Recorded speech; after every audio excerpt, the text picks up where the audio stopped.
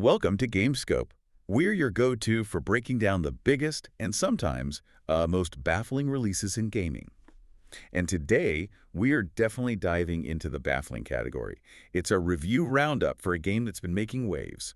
Just maybe not the good kind. We're talking about MindsEye. Yeah, this one landed with a thud. A thud is putting it mildly. This isn't just any review session. We're digging deep into what critics and fans are saying. Because MindsEye, well, it promised a lot, didn't it?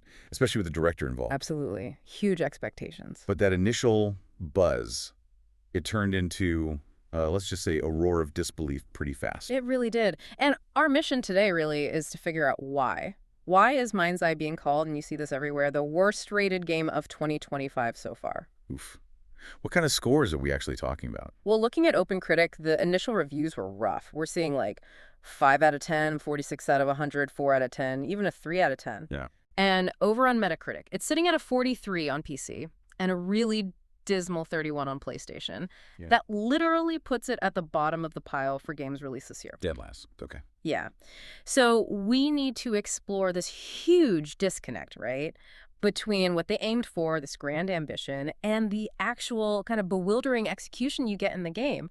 We'll pull out the key insights, maybe some surprising bits from all these reviews. Okay, let's get into it. First big thing.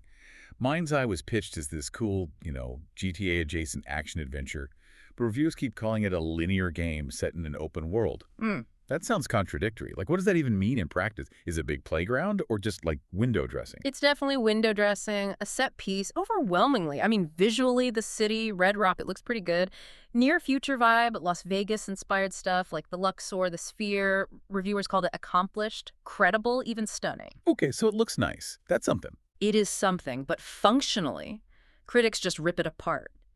Empty, a flimsy backdrop, more of a set than a simulated city, and the big kicker, there's literally nothing to do in it. Nothing, like no side stuff at all. Zero. No side missions, no fun mini-games, no wanted system if you cause trouble, not even collectibles scattered around. It just lacks everything you expect from an open world these days. Okay, that's bad. But then there's this other thing reviewers kept mentioning. This rigidity. It sounds bizarre. Oh, it is. Like you're stuck with the car they give you. You can't just grab another one. Nope. Can't steal cars. Yeah. And if you damage the one, you are given too much. Mission fail instantly. Seriously. Yeah. And get this, one review mentioned failing a mission just for making a U-turn. No way. A U-turn. A U-turn. So yeah, forget joyriding. You're basically, as one reviewer put it, a glorified Uber driver on the world's strictest route. One wrong move and you're fired. That's wow. So much for freedom. Exactly. Exploration isn't just ignored, it's actively discouraged. You constantly get told off, scolded by the game, or the mission just cuts out if you try to go off the beaten path. And no radio to distract you, I heard. No radio stations. Just constant phone calls nagging you to hurry up. Think about games like L.A. Noire or Mafia 2.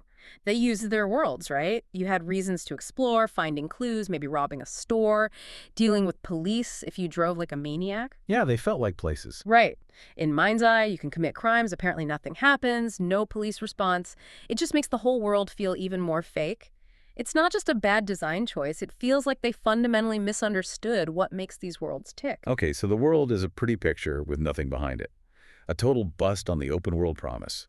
What about, the actual playing part, the gameplay? Reviews use words like atrocious. Yeah, atrocious, unconvincing, dull. Doesn't sound promising. Dull is being kind, honestly.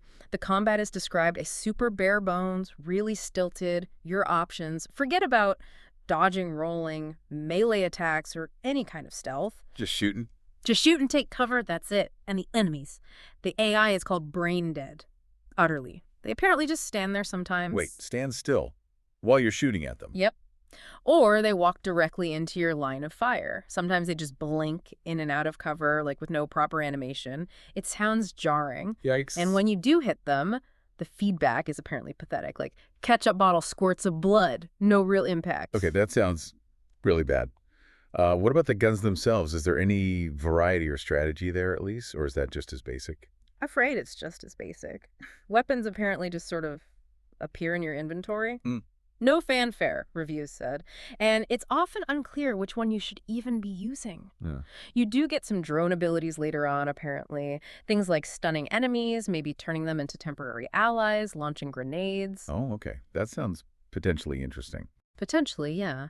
But the reviews say they only add a bit of zest. One reviewer had a great line, saying it spices up combat slightly in the same way that a sandwich is spiced up by adding bread. Huh. Okay, so not exactly a game changer then. Not really, just a minor addition to a system that's already pretty bland. Wow. So empty world, terrible combat. How does this translate into the missions? Are they structured in any interesting way, or is it just... It's just Oh. dull, formulaic, and incredibly dull is the consensus. Mostly just drive here, shoot these guys, drive there, watch a cutscene, rinse, repeat. Any variety at all? There's some brief bits, yeah, but they sound more annoying than fun. Like one-off minigames doing CPR, or, get this, digging your own grave. Digging your own grave as a minigame. Yep. Sounds thrilling, right? And maybe the worst part for some players, cutscenes are often unskippable, even if you have to replay a mission. Oh, that's unforgivable, especially if the missions are already tedious. Exactly. It just adds frustration on top of boredom. All right, let's pivot. Maybe the story saves it. Reviewers mentioned the main character, Jacob Diaz, an amnesiac hero. Sounds a bit cliche, but maybe they do something cool with it. You'd hope so, but not really. The story tries to touch on some big themes, AI, unchecked military power, stuff like that. But critics say these ideas get introduced and then just dropped. Quickly disregarded. So no depth there either. Apparently not. The plot is called Wildly Inconsistent. Oh, and apparently it involves aliens. Aliens? Seriously, where did that come from? Who knows? It just adds to the inconsistency. Characters are described as lacking any real emotional depth, and the villains, often they just get killed off unceremoniously in a cutscene. No big boss fight, no confrontation, just gone. So no payoff. Yeah, it feels like just a series of things happening rather than a story that builds and resolves properly. Okay, well, given all that, I'm almost scared to ask about the ending. Does it manage to pull anything together? I've heard... Oh, people definitely have things to say about the ending. It's memorable, sure, but absolutely for the wrong reasons. How bad are we talking? Colossal anticlimax. Deeply and desperately unsatisfying. Vague and unearned. Those are direct quotes from reviews. Ouch. One reviewer made a comparison that stuck with me. Imagine watching Ghostbusters, and right after they cross the streams, boom, credits roll. A few seconds later. What? That's it. That's the feeling it apparently leaves you with. Just cuts off, leaves story threads dangling, reams of questions unanswered. It basically throws away any investment you might have had left. That sounds incredibly frustrating. But okay, the story ends badly. What about after the credits? Is there a post-game? Because what I read about that sounded really weird. Weird is an understatement. This might be the single most baffling part of the whole package. Go on. So you finish the campaign, right? And we get dropped back into the open world. But not as Jacob Diaz. Not as the main character. Then who? You're just some random guy in a crop top. A crop top is like your custom character or something? Nope. No customization. It's just the default post-game character. Yeah. This random dude in a crop top stuck driving what reviews called a lame Prius knockoff. A Prius knockoff. Yep. After whatever you were driving in the story. Yep. And of course, there's still absolutely nothing to do in the city. It's just this pointless, scrappy, free roam mode with some random guy. It honestly feels, as one review suggested, almost like an act of rebellion by the devs against the publisher. Like, fine, you want post-game content? Here, enjoy. That is truly bizarre. Yeah. Just layers of baffling decisions. Right. Now, MindsEye got a lot of attention beforehand, mainly because the director was Leslie Benzies. Big name, worked on Grand Theft Auto 5.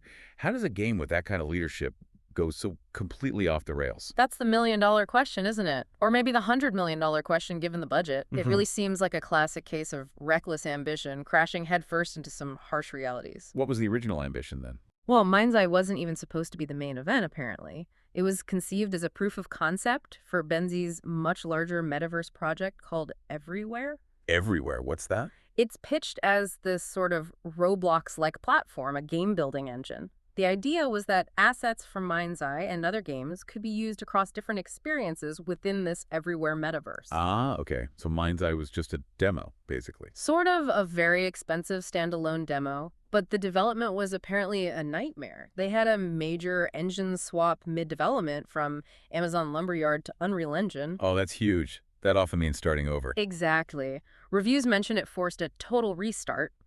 And then there were funding issues. They were apparently relying heavily on NFT and Web3 investor money, which, well, that market crashed. Right, that timing wasn't great. Not at all. And it seems that crash forced them to just ship MindsEye as is, finished or not, despite, as you mentioned, a reported 9-figure budget, which makes the state it launched in even more shocking. 9 figures for this. Wow.